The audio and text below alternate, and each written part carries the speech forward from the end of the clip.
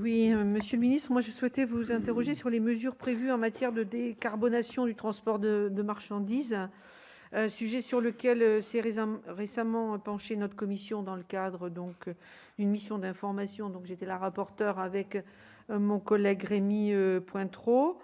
D'abord, est-ce que vous pourriez nous indiquer où en est la task force sur le transport routier de marchandises et quelles suites seront données à ces conclusions ? Concrètement, quelles sont les nouvelles aides envisagées en matière de renouvellement du parc de poids lourds ? Olivier Jacquin vient de l'aborder. Certes, un bonus de 50 000 € avait été mis en place pour faciliter l'acquisition de poids lourds électriques ou hydrogène, mais près d'un an plus tard, le constat est sans appel. Seule une vingtaine de dossiers ont été instruits, sans doute faute d'offres disponibles et accessibles.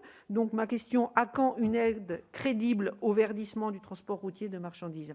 Ensuite, est-ce que vous pourriez nous indiquer dans quelle mesure la révision de la directive Eurovignette sera une priorité de la présidence française de l'Union européenne et quelles seront les positions défendues par la France ? Enfin, permettez-moi de m'écarter un peu du sujet qui nous réunit aujourd'hui pour vous interroger une nouvelle fois encore sur les mesures que vous comptez mettre en œuvre pour mettre fin au trafic incessant, extrêmement dangereux, extrêmement anxiogène de poids lourds, plus particulièrement en transit, sur la route nationale 10 dans mon département.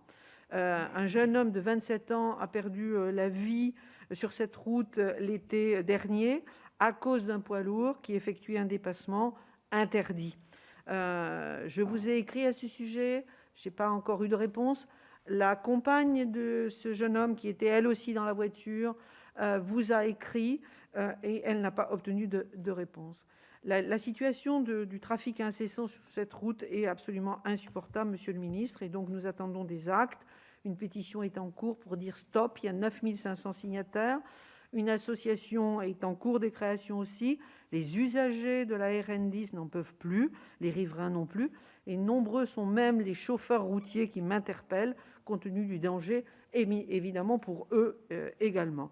Donc, monsieur le ministre, mettons-nous autour de la table pour étudier ensemble des mesures possibles pour faire cesser ces itinéraires dits itinéraires de fuite que les poids lourds transit prennent à la place des autoroutes, alors que l'autoroute est à proximité. Tout ça pour économiser quelques euros et malheureusement créer nombre de difficultés, dont parfois ôter la vie à des personnes. Des solutions, des propositions ont été faites ici au Sénat à travers de notre rapport, sous forme également d'amendements de différents textes.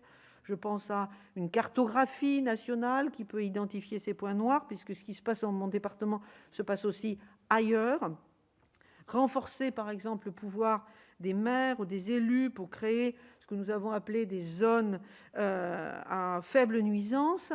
Imposer peut-être aux autoroutes, aux gestionnaires d'autoroutes des tarifs préférentiels pour que les chauffeurs routiers en transit les prennent. Enfin, nombre de solutions, je crois, qui sont possibles, puisque ce n'est plus possible de continuer comme cela. Donc, c'est un appel du cœur, monsieur le ministre, pour qu'ensemble, on y travaille et qu'on trouve des solutions rapides.